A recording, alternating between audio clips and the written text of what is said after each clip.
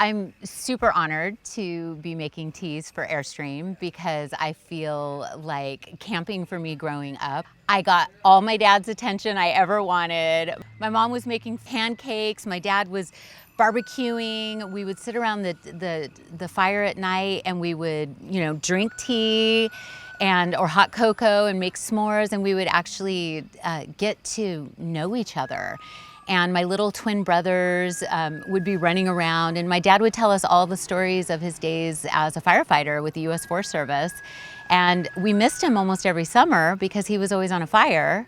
And then when we would camp in the fall, when he'd be done with fire season, it was our chance to really connect. And so we got to be in nature, we got to be together, we got to eat together, we had no TVs, no distractions, and they were the best moments of my life. And so with camping and what Airstream symbolizes also is so aligned with tea for me, because tea is taking all of nature and blending it and then putting it in your cup and drinking it. And so it's a communion and a connection, and it's really, there's nothing better than this. This is ideal. I learned tea ceremony in my first year of college, and what I was used to up until that point was surfing and camping. And then I met some Japanese exchange students that were sitting in a circle on the ground. I went to an all-women's college in the Midwest, and they were sharing bowls of this bright green stuff. And they were moving intentionally, and I'd never seen anything like it. It was so artistic and so beautiful. And I cut a deal with them that I would help them with their English papers if they taught me what they were doing. And it was Japanese tea ceremony. And what it's about is we can always just make a cup of tea and not really think about it. You throw a tea bag in, you throw the water in, you're checking your phone, you're doing 10 other things. But tea ceremony, you can have a few minutes every morning where you are intentional, you slow down, you allow the leaves to steep. I always name 3 gratitudes. It's a mindfulness practice.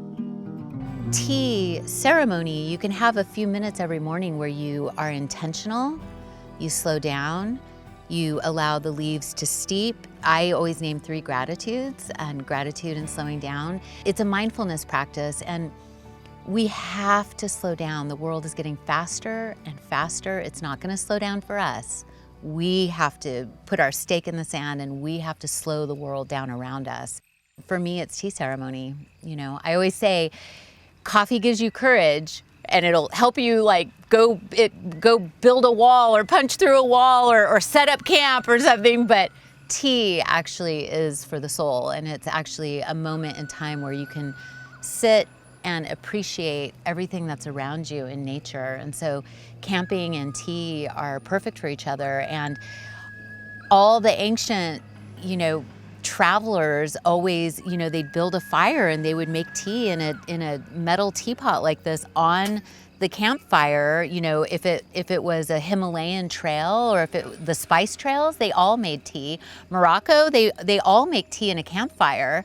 They've got camels, and they've got their poofs and their rugs, and they set up tea and they have tea together. And so traveling the whole world, watching tea ceremony. I've sat in tea ceremony on the floors of a mud hut in India, making chai with a campfire. And it's about connection. It's about slowing down. It's about appreciating the moment. And then as we take it into our bodies,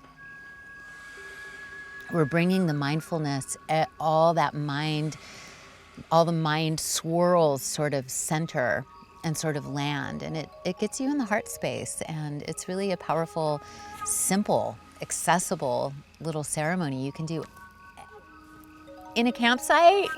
I feel like green eggs and ham. You can have green eggs and ham on a train, on a plane. You can have tea and slow down anywhere you find yourself, for sure.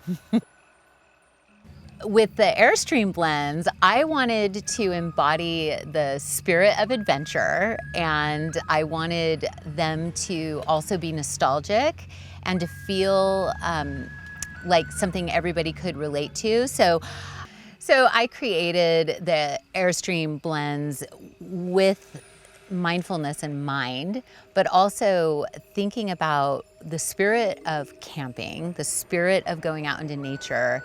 And so like the s'mores tea is for the kid in all of us. And the Campfire Breakfast is like a smoky pu-erh tea and lapsang souchong blend with vanilla bean. It's almost like a bourbon vanilla flavor. And that one is for the keeper of the campfire, the one who gets up first and builds the fire, which was my dad always. So that's dedicated to him because it smells almost like his fire pack, you know. It's got that pine smoke smell, it's amazing.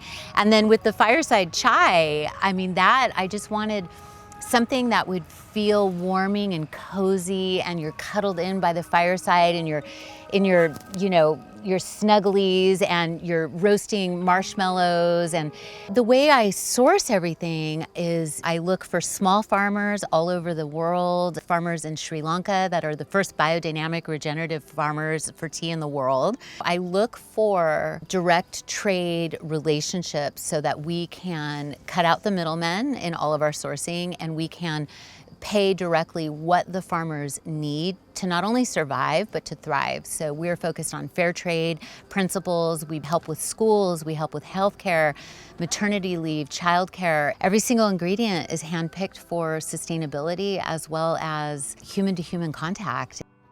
When they tell me the price for a case of tea, I just pay it.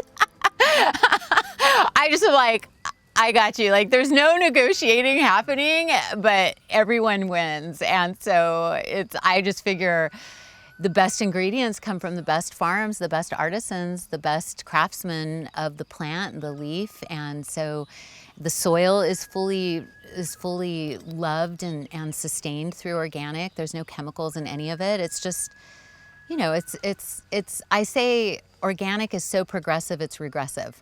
It's like going back to the old ways before we boosted everything with, you know, genetically modified crap. The craftsmanship between Airstream, you know, how I relate to Airstream is they don't go away. I used to have an old Airstream that was, I think, from the 30s. And we gutted it and we built wood in it. And I wrote part of my first book in it. It was just in the yard. Like, it was my favorite place. And they last forever. And tea and connection, you know, our lives are fleeting, but connection lasts forever. It's a soul thing. So when I look at the craftsmanship of every perfected little piece of an Airstream, and I look at how I blend tea, everything's hand chosen, everything's hand blended, everything is made to order, everything is fresh. I pick every ingredient so meticulously. I mean, the word is impeccable.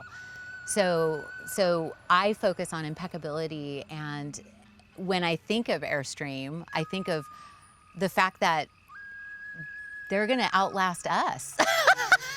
They're made with so much love and so much what I call love in the details that, you know, it's such an alignment of values, because craftsmanship and connection and nature, I don't think there's anything closer to what I've built with Magic Hour. And it's so odd because I never would have thought of it. I never would have thought of like, oh, let's go make tea for Airstream. But then I was like, duh, we have to make tea for Airstream. That's like, you know, of course we do. It's the best thing ever.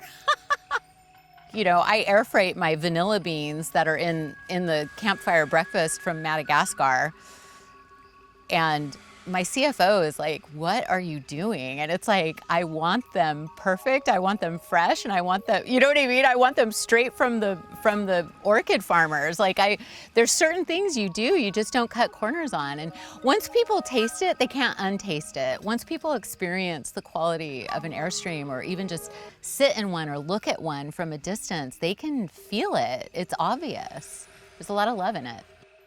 I make all the tea here in Ojai. Everything is blended in my factory on, it's darling little, we have 5 warehouses on Bryant Circle. I've been a tea maker for almost 30 years, and my first tea company was there, Zhena's, and we were founders of Fair Trade. We got Fair Trade into Walmart and Kroger and Safeway and Super Value and all the big grocery chains. And this company is, I wanted to go from big to small, to connection, and to really focus on teaching people the power of connecting through tea and being mindful with it. So the big grocery stores and all of that, you know, it's great, but this business is about how small can we get into the moments? How focused and mindful can we get moment to moment? And that's really, you know, it's, yeah, I mean, Magic Hour is Ojai. It's named after our pink moment when the sun is setting and the whole valley turns pink. That's when I named it Magic Hour. I was trying to figure out what to name it, and the full moon was rising up over the valley and the sun was setting, and the words Magic Hour popped into my head, and I thought, Magic Hour is the new happy hour. Of course, tea. Like, no matter how busy people are, they're connected by the fact that they'll stop and watch a sunset, or they'll stop and watch a sunrise. And you can be any person in the world, and it's a common language, right? And it reminds you, you're on a spinning planet that's rolling through a cosmos, circulating around a sun. Like, hello, miracles. Like, it's amazing. Live curiously was the line from Airstream that really got me, because I've always said tea makes you more curious, right? So sip curiously, because there are thousands and thousands and thousands of botanicals on planet Earth, and you can travel the whole world in a cup every morning. So even if you can't get into your Airstream and go camping, you can travel the world through tea. You are connected to those farmers, you are connected to that soil. Every continent on planet Earth is in each blend. You're sipping the world, so sip curiously is the perfect tagline for the Magic Hour Airstream teas.